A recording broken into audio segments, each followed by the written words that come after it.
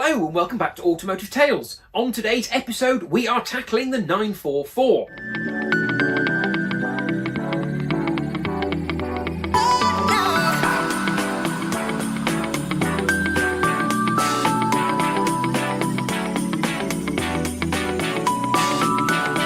As you'll remember in the previous episode, there is a list a mile long of things we need to do on the car. So we are going to start with the drive shafts. So first things first, get the car up in the air, get it safe on some axle stands, and then see if we can get the old drive shafts out. Right, well here we are working on the 944. First job is to get this back end up in the air so we can get at those lowbrow drive shafts. But before we take the back end up, first things first, we've got to chock the front wheel so it doesn't, slide forward into that office there.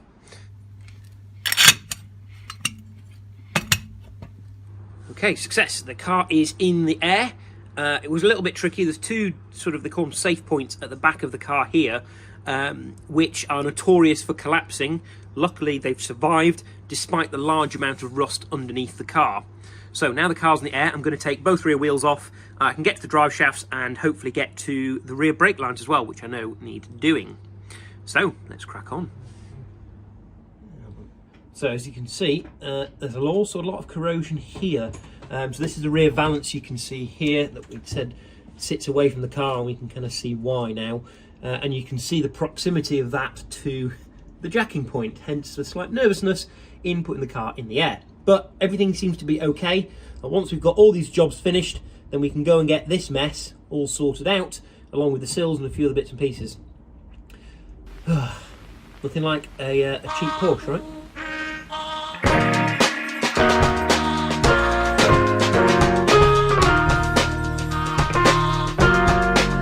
This is one of my pet hates.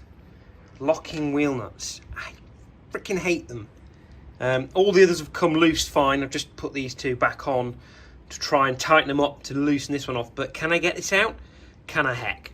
And of course, if I hammer on it too much, I won't be able to get the other three wheels off. If I damage the key. I just... so annoying.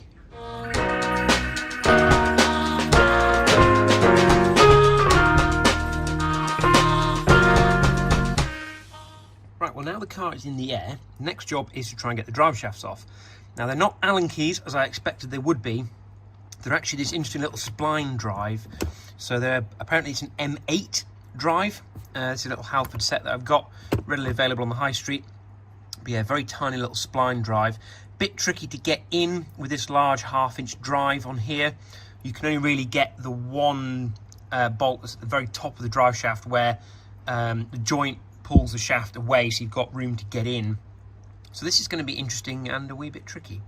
But hopefully I can get this in at the top, do one, rotate the drive shaft, do another, and work my way around. Because I don't think I've got any of these that don't have this large 1/2-inch drive on them. So you'll soon see how I get on. So I started trying to do this from underneath and realised the access from the wheel arch is actually pretty good. You just need the most monster extension set ever. So a combination of all those three, and you can reach in with the impact gun and you can start to pop those spline drives out. Not the simplest thing in the world, but it works.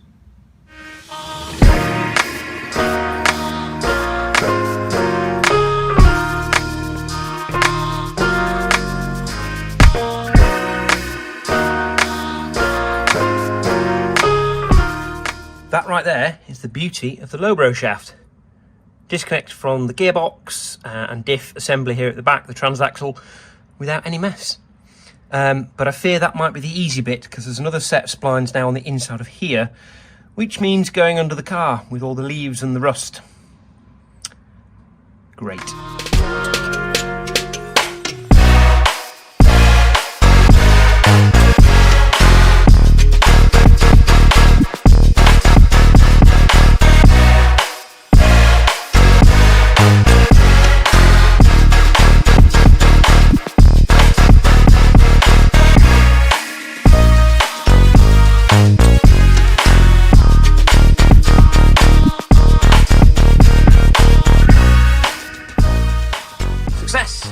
Drive shaft number one is out.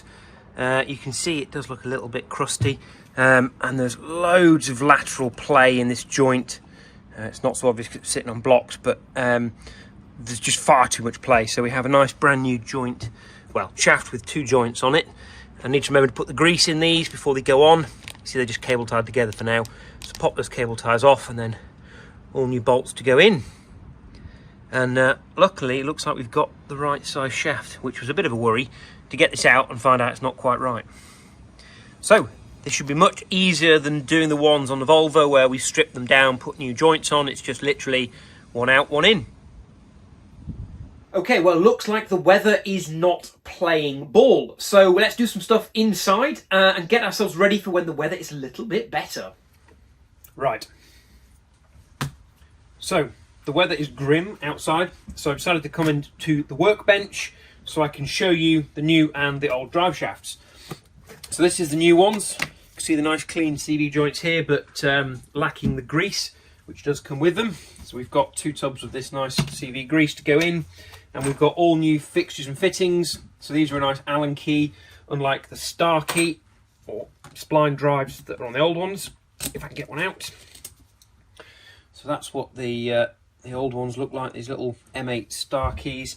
While the fixings are actually in reasonable condition, it's not worth risking them getting stuck. So we're going to go with new hardware.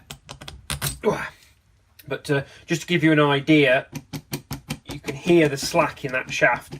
The joint on this end has got loads of play in it. I mean, they do move a lot laterally anyway, but there's a lot more and it's a lot softer than it should be. There should be a little bit more resistance in that. So my suspicion is that under acceleration that joint is winding up a little bit more so than it should do, and that was leading to some of the play in the transmission.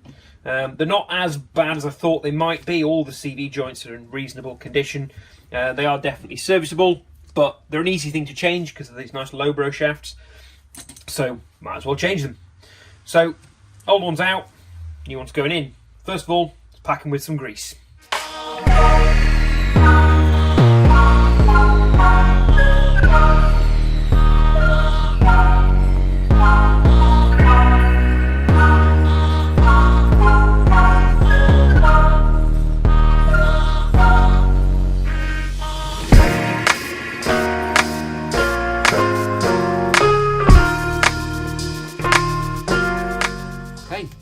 That's it, shafts are packed with grease. I've got these nice little plastic end caps that came with them just to go back on and keep all of that nice and clean until it goes back in the car.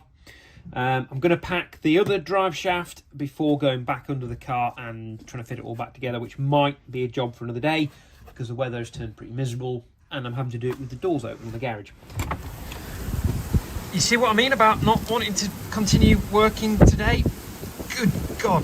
I suspect this is the tail end of Storm Eunice or whatever it... Oh my God, yeah, okay, we're staying inside. So I don't really want soaked feet from lying underneath the car. But yeah, job done, ready to go in.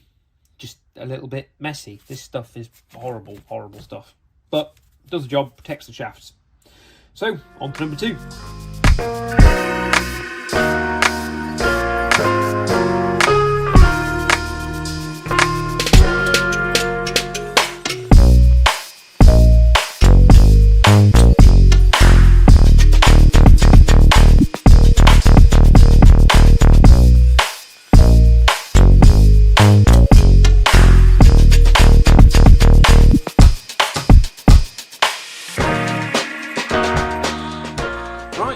Drive shafts finished. We've got 2 sets of shafts that are nicely packed.